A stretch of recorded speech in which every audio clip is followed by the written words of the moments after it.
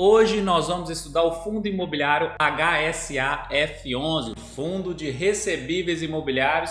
E será que vale a pena investir nele? Nós vamos descobrir isso aqui hoje, porque vamos dar aquele geral na sua parte fundamentalista e também lá no final na análise gráfica para fechar o estudo completo, beleza? Então vem comigo! Então vamos lá, HSAF11, fundos de papel, e qual é o objetivo dele? O fundo tem como objetivo a obtenção de renda e ganho de capital mediante investimento primordialmente em certificados recebíveis imobiliários, cotas de outros fundos de investimento imobiliário e complementarmente nos seguintes ativos: letras hipotecárias, letras de crédito imobiliário, letras imobiliárias garantidas e os certificados de potencial adicional de construção emitidos com base na instrução CVM número 401. E aqui embaixo outras informações muito importantes na hora de avaliar um fundo de papel. Patrimônio líquido dele hoje é um patrimônio pequeno de 166 milhões e o número de cotistas também é um número de cotistas bem reduzido, de 4.887 cotistas. Ele teve início dia 4/9/2020, então é um fundo imobiliário muito recente também, e o seu gestor é a Hemisfério Sul Investimentos e o administrador BRL Trust. Outras características dele: taxa de administração 1% ao ano sobre o valor patrimonial do fundo, taxa de performance de 20% do excedente ao benchmark. O benchmark seria maior entre 4% ao ano ou 110% da taxa DI. E eu botei esse sinal de alerta aqui porque aqui tem algumas informações escondidas aqui. Nós vamos ver lá nos relatórios, no balanço contábil ali do fundo, que você vai ver que existem outras taxas que não foram mostradas aqui nesse iniciozinho, lá no início do relatório, quando a gente olha o fundo imobiliário, vai estudar o fundo imobiliário, tá bom? Fica ligado nisso aí, fica ligado nas taxas, que isso aí pode comer o seu rendimento e muito no longo prazo. Valor atual da cota R$ 94,75 e o seu preço sobre valor patrimonial de 1,01, então está sendo negociado dentro do seu valor justo. Sua liquidez média diária de R$ 439 mil, não é uma liquidez média diária boa, grande, mas para pequenos investidores ela está bem aceitável, está tranquilo. Dividend yield dele com 12,53% ao ano, não é o maior dividendo. Tem outros fundos de papel que pagam mais dividendos e aí você tem que fazer aquela comparação para ver a carteira de cada um, as características de cada um, qual deles se encaixa melhor na sua estratégia de investimento. E ele teve uma valorização de 3,97% nos últimos 12 meses. Pegando o seu histórico de rendimentos dos últimos 12 meses, então ele pagou ali a Datacom entre o dia 26 ao dia 31 mais ou menos do mês, para você ter o direito de receber próximo ali ao dia 7, dia 8 do mês seguinte. E qual o valor que ele pagou nos últimos 12 meses? Teve uma variação de 80 centavos até R$ 1,10 mais ou menos. E aqui embaixo a gente vê o comentário do gestor. Anunciamos em novembro a distribuição de dividendos de R$ 1,05 por cota, que foram pagos no dia 7/12 aos detentores de cota até a data 30/11/2021. Essa distribuição representa um dividend yield de 1,17% ao mês, que é muito bom, e de 15,04% ao ano, o que representa 199,07% do CDI para o período.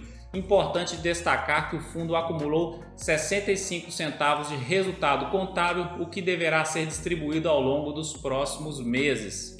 Aqui entra uma parte muito importante, que seriam as taxas de administração, de gestão, de escrituração, de performance. E lá no início do relatório eu olhei lá, ele tinha colocado só taxa de administração e taxa de performance. Ó, tem taxa de escrituração e taxa de gestão, tá bom? Isso aqui, se você não avaliar isso aqui, comparar entre os fundos imobiliários que vão compor a sua carteira, pode comer muito a sua rentabilidade no longo prazo. Acompanhe aqui comigo, olha só. De receita, ele teve a parte dos fundos imobiliários que ele investe, tá bom? Depois teve a parte dos CRIs, dos juros e correção monetárias, a receita dos CRIs, e também receita financeira, que totalizou isso aqui, ó, R$ 2.156.621. Agora, na parte das despesas, olha só, taxa de administração R$ 15 mil, taxa de escrituração R$ 4 mil, isso ao mês, tá? Taxa de gestão 115 mil e taxa de performance de 148 mil. Somando tudo isso dá 283.660. E isso dividido por isso seria 13% da receita que o fundo teve no mês de novembro, que é o relatório que está disponível. 13% foi só de taxas. Então não é aquilo lá 1% ao mês, 1% ao ano de taxa de administração, aí você fica tranquilo, 20% do que excedeu o benchmark na taxa de performance, não, tá tranquilo. Agora quando você olha detalhadamente os resultados contábeis lá do fundo imobiliário, olha isso aqui, 13,15% do resultado do fundo. É muita taxa, tá bom? Toma cuidado com isso. Obviamente a taxa de performance ela não costuma ser todos os meses, mas eu olhei nos relatórios anteriores, foram vários meses e aqui do lado a gente percebe o somatório aqui desde a primeira emissão do fundo. Então taxa de administração já comeu 207 mil, taxa de escrituração 55 mil, taxa de gestão já comeu da rentabilidade do fundo 1 milhão e taxa de performance 744 mil, tá bom? Fica ligado nisso aí. Pegando o resumo da sua carteira, esse slide aqui está toda a carteira do fundo. Eu não trouxe um pedacinho só igual eu costumo trazer nos fundos que tem 50 CRIs, por exemplo. Aqui não, estão todos os CRIs da carteira desse fundo e eu falo o seguinte, carteira muito pouco diversificada. E além de ter pouca diversificação, acontece isso aqui, tem uma concentração muito forte em dois CRIs, 24,4% em um CRI e 20,3% em outro CRI. Der problema em algum desses dois CRIs aqui, afeta muito a receita do fundo. Carteira pouco diversificada e grande concentração em dois CRIs, tá bom? Não é ponto positivo para o fundo aqui. E vamos olhar aqui do lado, alocação por classe de ativos. Então 68% da sua carteira estão em CRIs, 23,8% em fundos imobiliários de recebíveis, fundos de tijolo 5,8% e renda fixa 1,9%. Agora olhando a alocação do portfólio dos fundos imobiliários que ele tem hoje em dia, então tem uma boa diversificação de fundos imobiliários e a sua maior concentração está em 3,9%, que seria no KNIP11. Então está tranquilo em relação à diversificação dos fundos imobiliários e a alocação por segmento desses fundos ficaria 80% de recebíveis, 0,7% de híbridos, shopping centers 3,1%, lajes 3,8% e logístico 11,9%. Entrando na sua parte gráfica agora, comparando com o Ibovespa, linha laranja aqui, e o IFIX, linha azul. Então aqui, nesse atual momento, ele está vencendo aí do Ibovespa no curtíssimo prazo e vence o IFIX aqui desde março de 2021, mais ou menos, tá bom?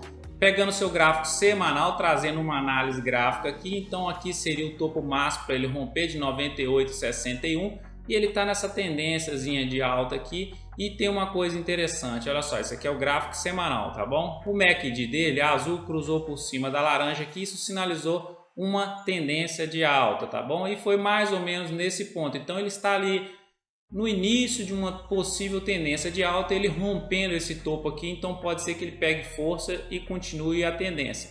E o índice de força relativa, a força compradora está mais forte do que a força vendedora no atual momento e apontando para cima, então está fortalecendo essa tendência de alta no fundo.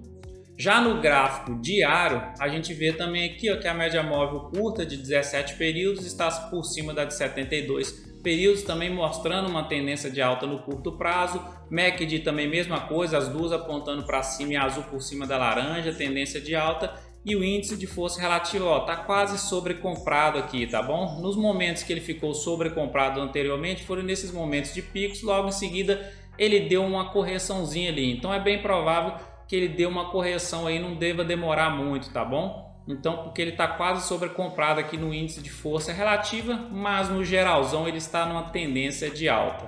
Resumindo o HSAF11, sinceramente, esse fundo imobiliário não entraria na minha carteira porque é um fundo muito novo, é um fundo com patrimônio pequeno, número de cotistas pequeno, ele tem uma diversificação muito pequena, ele tem concentração na carteira dele em dois ativos ali que são quase 50% da sua carteira. Isso aí é um risco danado se ocorrer um problema em algum CRI daquele ali, tá bom? E aí fica a seu critério. Para mim ele não passaria no meu filtro ali na hora de escolher os fundos imobiliários. Além disso, ele não paga o maior dos dividendos para você aceitar todo esse risco. Se ele pagasse 20%, 25%, talvez você pensaria, mas ele tem outros fundos imobiliários com maior diversificação, com melhores características, melhores qualidades e ainda pagam um dividend yield muito maior do que ele. Esse é o meu jeito de olhar, esse é o meu estudo que eu fiz do HSAF11 hoje e espero que eu possa te ajudar de alguma forma. E então é isso, se você gostou desse vídeo, dá uma curtida aí, isso ajuda muito o canal a crescer. Eu quero crescer demais nesse YouTube aqui, espalhar esse conteúdo para o máximo possível de pessoas. E eu te deixo um grande abraço, fique com Deus, até o próximo vídeo e tchau!